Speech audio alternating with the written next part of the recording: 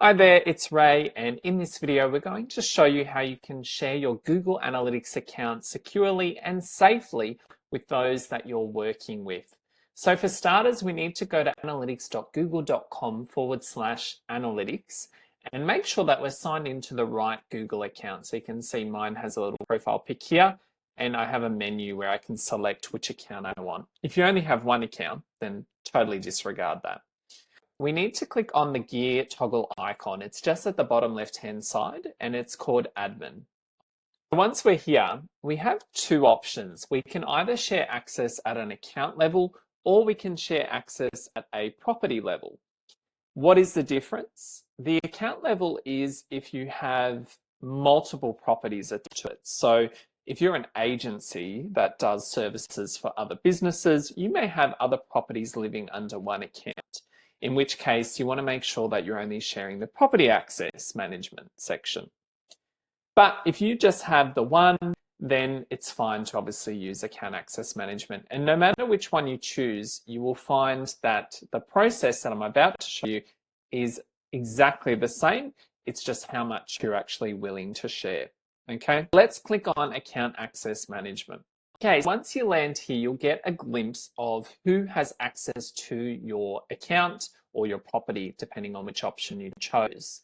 So if you have your Google Ads account linked to your Google Analytics, you'll probably find that it automatically gives access to people within that account. And that is something that you can obviously remove as well if you like. If you select this one, for example, it will open up and you can remove an option. It's a good idea to make sure that those that are on your account still work with you. If not, then obviously remove them from that point of view. If you are sharing your data for the sake of, for example, our benchmark reports that we recently launched, then please don't remove us because we need that data to be able to showcase those reports to users in Australia, obviously anonymous. Now, as you can see here, there's one user which has administrator access, and then we've got lots of Google Ads ones that have come up. The admin should really be the business owner, and you should have full access to your account. If you're working with an agency or a marketing person or an analyst for your data and they want access, you want to go for the lower access so that they don't have the ability to delete your property if they go a bit AWOL. Not that we wish that upon anyone, but better to be safe than sorry.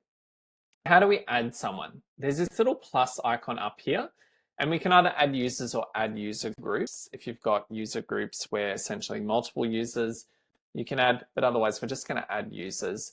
Once we go into here, we need to enter an email address, and that email address must be associated with a Google account. If they have an email and they're working for a big enterprise or a corporate, they can easily sign up for a Google account with that email address.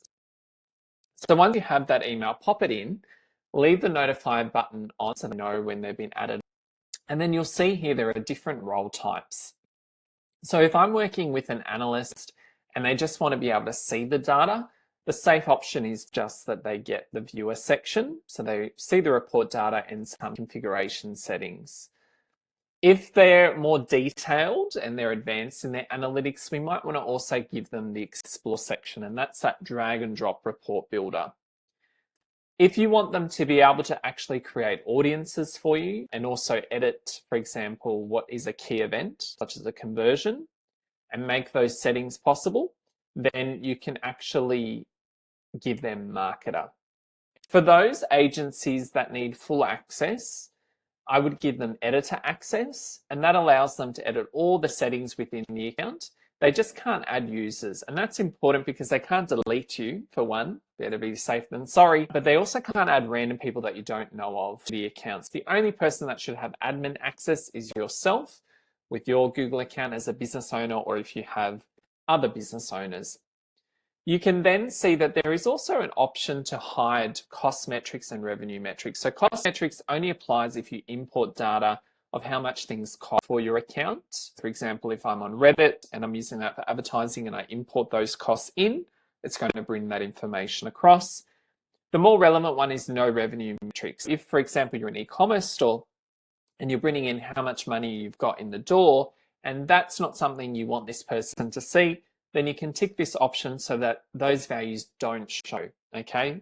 If you're working with a marketer, they probably want to know how much you're making as well with an analyst, but it's a team member and there's some sensitivities about the numbers, then you can tick that option. Once you've done that, you're just going to press add, and then that person will be added to this Google Analytics for account or property based on the option that you chose. And of course, if you no longer want them there, you can obviously remove them at any time. That's how we share access to a Google Analytics 4. We don't share our Google logins with anyone. We just do it this way so it's safe and secure. If you enjoyed this video, make sure you subscribe to the channel for more great tutorials. And check out the website at rayparstools.au. That's double O, by the way. Thanks so much.